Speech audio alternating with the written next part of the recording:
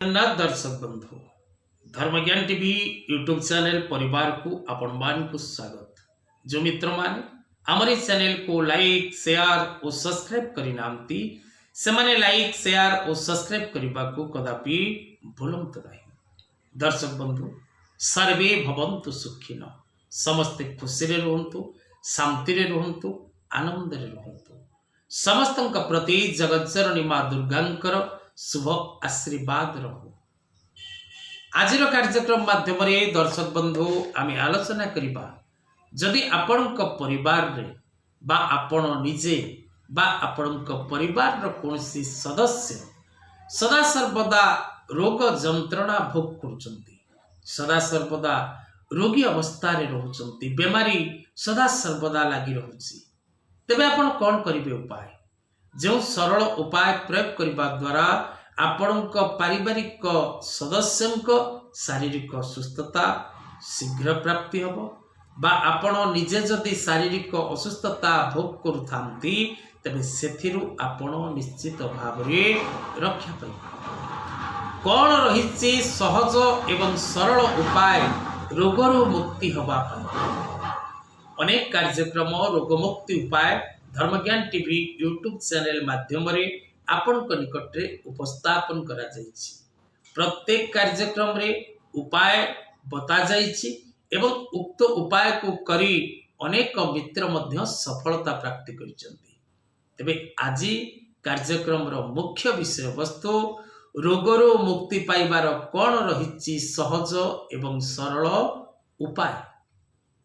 रोग मुक्ति उपाय, बीमारी मुक्ति उपाय, रोग नाश उपाय, रोगीर रोग शीघ्र भल होबार उपाय एवं रोग नाश पाई कौन रही मंत्र।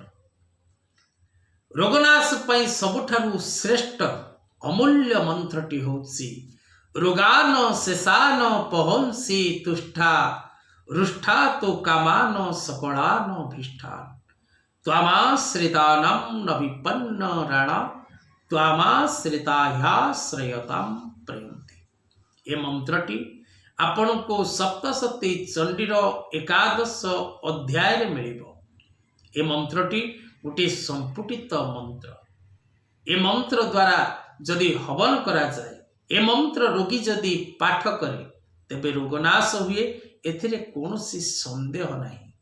कारण दर्शक बंधु विश्वासे मिलई हरि तर्के बहु दूर। जो मान को कार्यक्रम पसंद लगुनि से माने न देखिबा भल।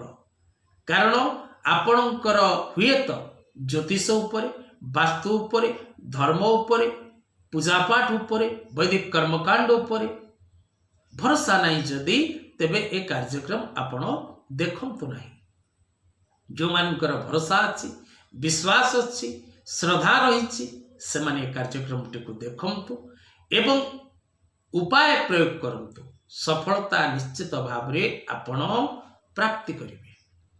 तबे दर्शक बंधु जदि आपण निजर जन्म कुंडली विचार करबा पई चाहंती, निज पिलामानक पई नुआ जातक प्रस्तुत करबा को चाहंती बा आपण निजर भविष्यत विषय जानिबा को चाहंती, कोर्ट कचेरी माली मकदमा व्यवसाय वैवाहिक दाम्पत्य जीवन निजर शिक्षा निजर कर्ममय जीवन रे चाकरी प्राप्तिर जोग अच्छी कि न अच्छी, कर्म क्षेत्र रे कौन पाई असुविधा सृष्टि होउछि, वैवाहिक दाम्पत्य जीवन रे कौन पाई कष्ट मिलुछि, निसंतान अछंती संतान पाई प्रयास करूचंती सफलता पाई पारुनांती, तबे तळे दे जेतिबा नंबर रे जोगाजोग करंतु।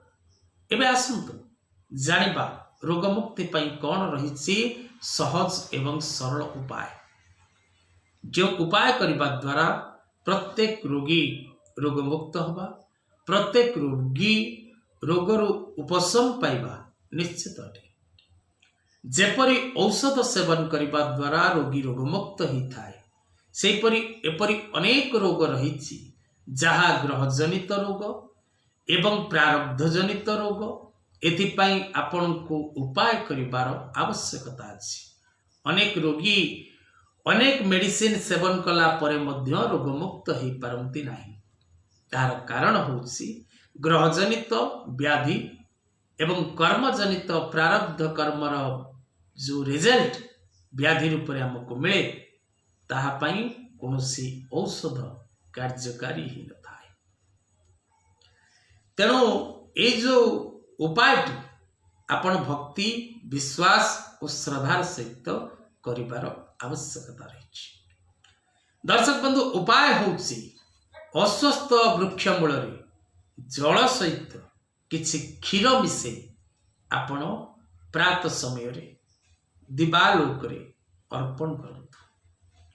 अस्वस्थ वृक्ष मूल जल एवं क्षीर ए दुईटी को मिश्रण करिवे अस्वस्थ वृक्ष मूल अर्पण करिवे एवं संध्या समय रे सही अस्वस्थ वृक्ष निकट रे सोरिष तेलर दीपटीए जाली रोगीर रोग उपशम पाई प्रार्थना करिवे। ए उपाय क्रमान्वय भावे 27 दिन आपण करंतु।